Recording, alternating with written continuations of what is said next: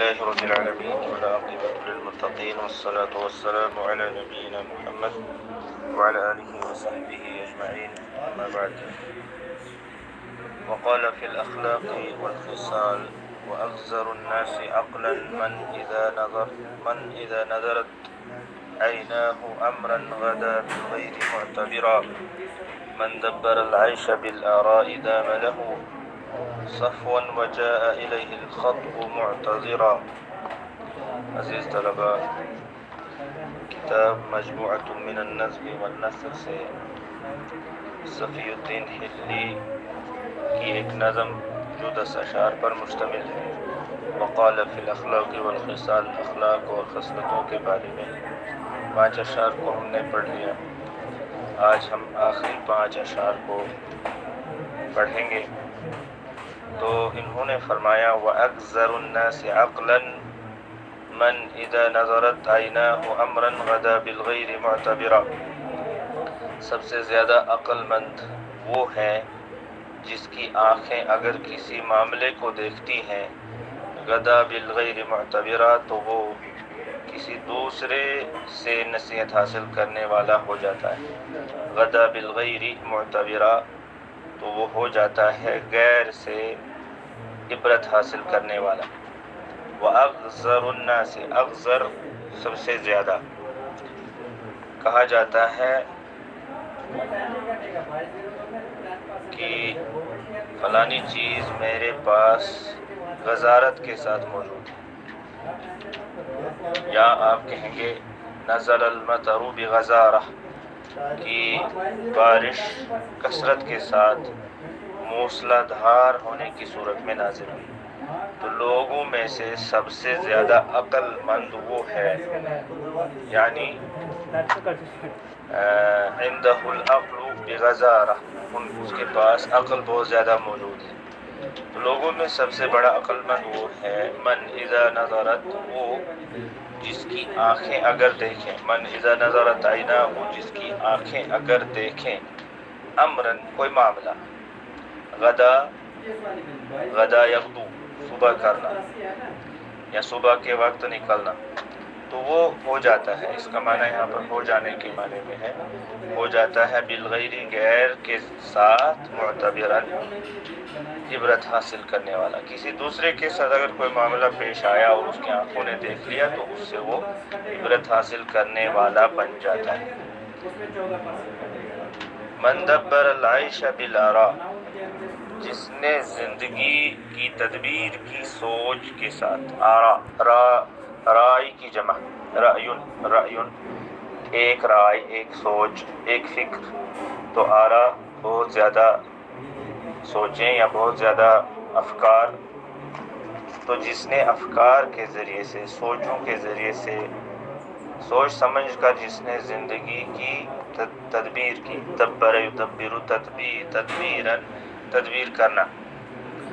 دام لہ صفون، تو اس کے لیے زندگی ہمیشہ صاف اور شفاف رہتی ہے. صفون یعنی بغیر کسی پریشانی کے اس کی زندگی رہتی ہے. عیش ہوتی ہے زندگی، العیش زندگی. دام لہ، دام یدوم ہمیشہ رہنا، تو اس کے لیے ہمیشہ رہے گی زندگی. یعنی جو سوچ سمجھ کر زندگی گزارتا ہے تو اس کے لیے زندگی بغیر پریشانی کے ہو جاتی ہے.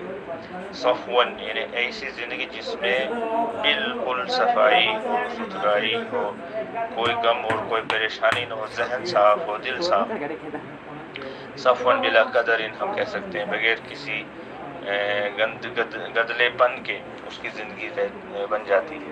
وجاء الیہ الخطب معتذرا، اس کے پاس بڑے بڑے کام، بڑے بڑے معاملات عذر پیش کرتے ہوئے آ جاتے ہیں. یہ سارے کام اس کے لیے آسان ہو جاتے ہیں، اور اس کے پاس جو بڑے بڑے معاملات ہیں وہ بذات خود آ جاتے ہیں، اور آتے آتے وہ معذرت بھی کرتے ہیں کہ بھئی ہمیں آنے میں دیر ہو گئی. اس کے بعد کہا یہون بالرأی ما یجری القضاء بہ. ہانا یہون ہوتا ہے آسان ہو جانا، نرم ہو جانا. بالرأی سوچنے کے ساتھ، رائے کے ساتھ. تو سوچ کے ذریعے سے وہ بھی آسان ہو جاتا ہے جو قضا اور قدر لے آتا ہے، جس کو قضا اور قدر لے کر چلتا ہے۔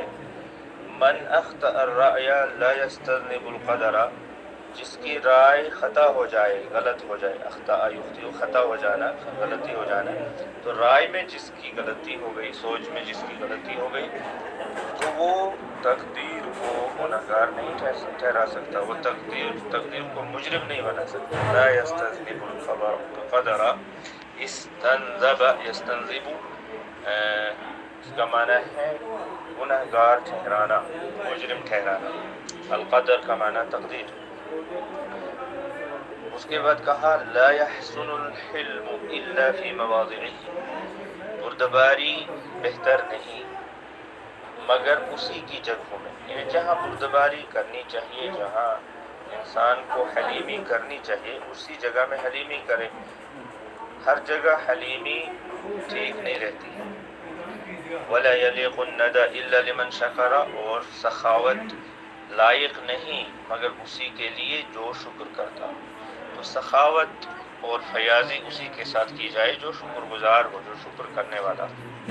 حسن یحسن بہتر ہونا، اچھا ہونا، الحلم بردباری، مواضع موضع کی جمع، مواضع جگہ، ولا یلیق لا یلیق لائق ہونا، کسی کے قابل ہونا، الندا، الندا سے یہاں مراد ہے الکرم والمعروف، نیکی اور سخاوت، اور شکر کما شکر کا معنی ہوتا ہے شکر کرنا، باب نصر ینصر، ولا ینال العلا الا فتى شرفت خصاله فأتى الدهر بما امر، بلندی نہیں پا سکتا مگر وہ نوجوان، وہ انسان، شرفت خصالہ، جس کی خصلتیں شریف ہوں، جس کی خصلتیں شریف ہوں، بہتر ہوں، اچھی ہوں۔ فأتى الدهر ما امر، تو زمانہ اطاعت کرے گا، ما امر، جو وہ حکم دے گا، وہ جو بھی حکم دے گا، وہ جو بھی کہے گا، زمانہ اس کی اطاعت کرتے ہوئے آئے گا۔ تو پہلے خصلتوں کو شریف بنانا ہوگا، عادتوں کو، اخلاق کو درست کرنا ہوگا، تو تب جا کر بلندی بھی ملے گی، اور زمانہ جو بھی حکم دیا جائے گا اس کی اطاعت کرے گا۔ شرف یشرف، تشریف ہونا، اچھا ہونا، اور باب کرم یکون سے خصال، جیسے کہ پہلے بتایا گیا، اطاع یطیع، اطاعت کرنا، فرمانبرداری کرنا، الدہر زمانہ، وقت، اور جمع اس کی آتی ہے دہور۔ تو یہاں پر یہ نظم مکمل ہوتی ہے۔ اللہ تعالیٰ ہمیں سمجھنے، یاد کرنے کی توفیق عطا فرمائے۔ والسلام علیکم ورحمۃ اللہ وبرکاتہ۔